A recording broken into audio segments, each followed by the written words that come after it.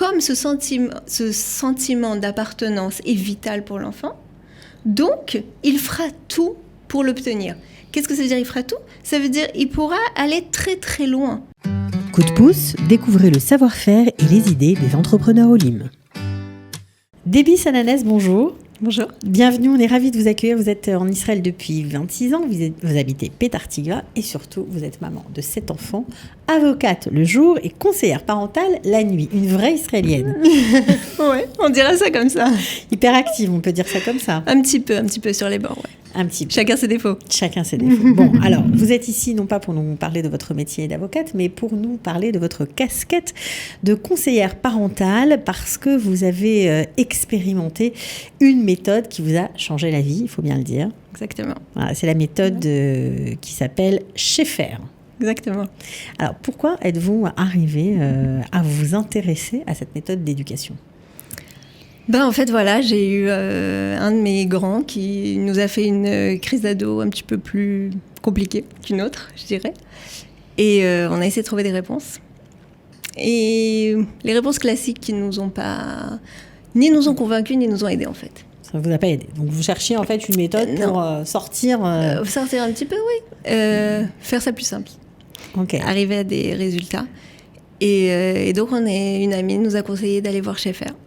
Et là, en fait, dès la première séance, c'était en fait, ça y est, on a trouvé nos réponses. On a trouvé quelqu'un qui parle logiquement, qui met pas toute la faute sur les parents du matin au soir, qui a confiance dans les parents et qui a confiance dans l'enfant. Donc, il y a des axiomes de base dans cette méthode. Oui, il y a des axiomes de base, exactement. Il y a le premier axiome de base qui est que le parent fait de son mieux et il fait bien, a priori. Donc, tout ce qu'il fait, c'est bien. Donc, déjà, si vous nous écoutez, déculpabilisez-vous. Voilà, allez-y. Exactement. Enlevez tous ces remords, ces regrets, ces sentiments de culpabilité qui ne font en rien avancer. C'est la première chose. La deuxième chose, c'est que les parents sont exacts pour leurs enfants.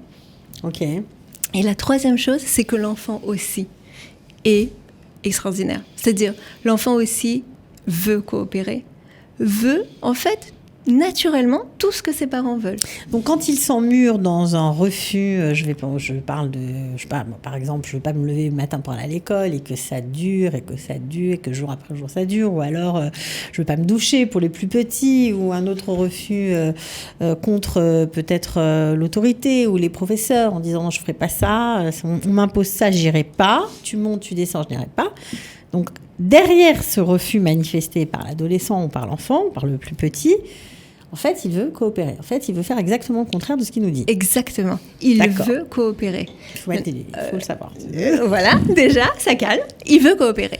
Maintenant, qu'est-ce qui se passe ? Vous me direz, OK, il veut coopérer, mais il ne coopère pas. Il fait exactement le contraire. Alors, qu'est-ce qui se passe ? Ce qui se passe, c'est qu'il se crée en fait une sorte de dynamique une dynamique par erreur, en fait, entre le parent et l'enfant. Alors, qu'est-ce que ça veut dire, ça, une dynamique par erreur ? Qu'est-ce que ça veut dire ? Qui fait l'erreur ? Les deux ? Voilà, les deux. Complètement. Qu'est-ce qui se passe ? Dans la société moderne, en fait, ce qui s'est passé, c'est qu'on a mis l'enfant au centre. Et donc l'enfant, en étant au centre et en ayant le besoin d'être proche de son parent, d'être en lien direct tout le temps, de sentir le lien avec son parent, va essayer de tirer le parent vers lui. Qu'est-ce que ça veut dire ?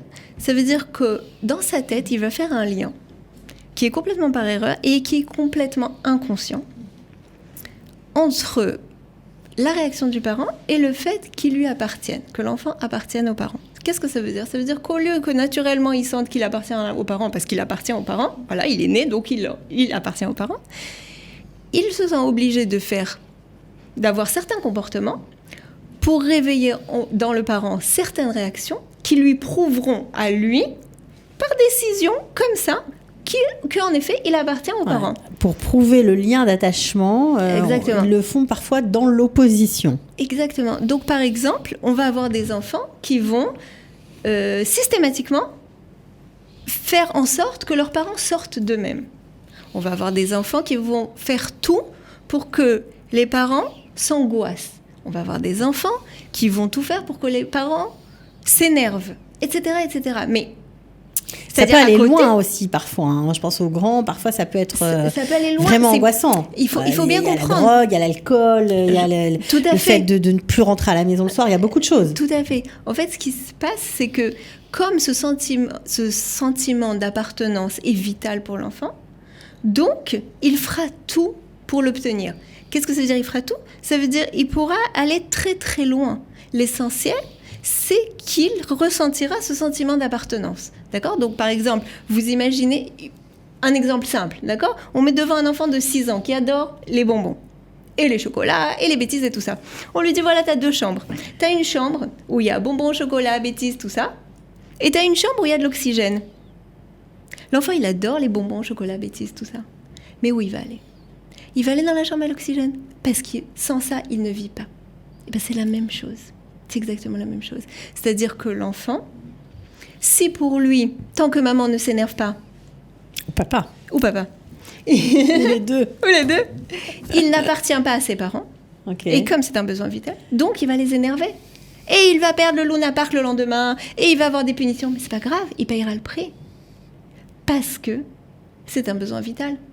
Donc besoin vital. Pas le choix. Alors, on comprend bien voilà, ce que vous êtes en train de nous expliquer. Comment, grâce à la méthode Schaeffer, vous arrivez à inverser la tendance et à remettre, on va dire, les choses en place. Voilà. Alors, c'est exactement ça. C'est qu'une fois que le parent comprend ça, donc il comprend en fait qu'il est devenu quelqu'un qui réagit. Au lieu d'être le meneur dans la dynamique parent-enfant, il est devenu dans la place de celui qui réagit. Il attend les réactions de son enfant, il attend le bon vouloir de son enfant pour agir. Donc l'enfant l'énerve et lui il s'énerve. L'enfant fait ci et lui il s'angoisse. L'enfant fait ça et lui il a peur, etc., etc., etc. Et moi, et nous on essaie de leur dire à ses parents, on leur dit, écoutez, pas besoin d'avoir peur, pas besoin de s'angoisser, pas besoin de crier, pas besoin de s'énerver, parce que tout ce qu'il fait l'enfant, c'est que pour obtenir ça. Pour obtenir cette réaction de vous. Pourquoi ? Parce qu'il se trompe. Parce qu'il croit que c'est que comme ça qu'il vous appartient. Alors, comment vous arrivez à lui faire changer d'avis à cet enfant ? Alors, ce qui est bien aussi dans cette méthode, je crois que c'est qu'on s'adresse aux enfants comme aux adolescents, ça marche pour tout le monde. Ça marche pour tout le monde, parce que la dynamique est toujours la même. D'accord, ok. Donc ça marche aussi bien pour un enfant de 3 ans que pour un ado de 17 ans. Puisque c'est basé sur la même dynamique. Donc, ce qui se passe, c'est que le parent comprend ça, et donc, il se dit, ok, alors s'il fait tout ça que pour m'énerver et qu'en vrai il ne veut pas faire ça, aucune raison de m'énerver. Donc je ne m'énerve pas. Et si je ne m'énerve pas, l'enfant n'a pas réussi à faire sortir de moi la réaction qu'il croyait qu'il avait besoin. Pas de réaction, l'enfant va chercher un autre moyen de se sentir appartenir aux parents. L'autre moyen, coopération. Sauf que c'est pas aussi rapide que ça. C'est pas toujours automatique. Et vous rigolez, mais il y a des parents chez qui ça marche en 2-3 séances, ils finissent même pas l'atelier. Il y a des parents, c'est plus long. Évidemment. Ouais, ça, on peut pas prévoir. Il y a des enfants, évidemment, qui disent « Ah ben ça marche pas », bon. Enfin, ils disent. Tout ça, c'est dans l'inconscient, on a bien compris. C'est par erreur, dans l'inconscient, ils font pas exprès. Ce sont des bons... Tous les enfants sont des bons enfants, d'accord ? L'idée n'est pas qu'ils le font exprès pour énerver. L'idée est qu'ils pensent par erreur que c'est comme ça qu'ils peuvent appartenir. Si maman s'énerve, j'appartiens à ma mère. Exactement. Je suis vraiment son fils. C'est comme ça que j'exprime mon lien de filiation avec elle. Et mon lien très fort, en fait. Exactement. Ce sont des enfants, on verra souvent, les enfants qui ont été les plus, entre guillemets, difficiles, sont les enfants qui sont le plus proches de leurs parents. Souvent, on voit ces enfants-là qui, le soir, viennent dans notre chambre et nous demandent pardon, ils se mettent à pleurer, ils nous font des câlins. Pourquoi ? Qu'est-ce qui s'est passé ? Parce que c'est ça, parce qu'ils ne veulent pas vraiment faire tout ça. C'est clair. Alors, si par exemple, on va prendre un cas, voilà, on l'a compris, mais quand même, c'est bien d'illustrer, c'est toujours bien. Une maman, on va dire, ou un papa un papa, ça va changer, qui adore l'ordre et qui ne comprend pas pourquoi, les enfants ne rangent pas naturellement et qui crie à chaque fois sur ses enfants, voilà, peu importe leur âge d'ailleurs, pour que la maison soit rangée. Ok, on va prendre cet exemple. D'abord, je vais faire une petite correction. On devra regarder toujours la dynamique entre le parent et un des enfants. D'accord. Parce que souvent, chaque enfant... a sa propre dynamique. Bézioc, exactement. Va chercher la réaction spéciale du parent. Alors, un des enfants. Un des enfants le fait à chaque fois crier, en fait. Et une fois qu'il crie, alors là, c'est bon, il se met à ranger. Pourquoi ? Je veux dire, qu'est-ce qui a changé ? Quoi ? En fait, ce qui se passe, c'est qu'apparemment, dans ce cas-là, il faudra que je parle aux parents. C'est très important de parler aux parents pour bien arriver au fin fond des choses et pour bien comprendre c'est quoi la réaction exactement. Parce que crier, c'est un fait. La réaction intérieure qui nous fait crier est différente chez chacun des parents. Une fois, ça sera l'énervement, et ça sera la peur de qu'est-ce qui va devenir plus tard, etc. Mais disons que ce soit l'énervement. D'accord ? Que c'est pas possible d'avoir un enfant comme ça. Comment moi, j'ai réussi à avoir un enfant comme ça ? On va prendre cet exemple. D'accord ? Comment moi, qui suis tellement rangée, j'ai réussi à... Donc le parent, en fait, qu'est-ce qui va se passer ? Il va arrêter de crier, puisqu'il comprend que tout ça, c'est que pour qu'il crie, pour que l'enfant sente qu'il lui appartienne. Et c'est pas parce que vraiment il ne veut pas ranger. Il veut ranger. Il est dans une maison de personnes qui rangent, donc il veut ranger. Ça, c'est son naturel. Donc la semaine prochaine, qu'est-ce qu'il fait ? Il crie pas. Et on voit qu'est-ce qui se passe. Alors, il y aura deux réactions, évidemment.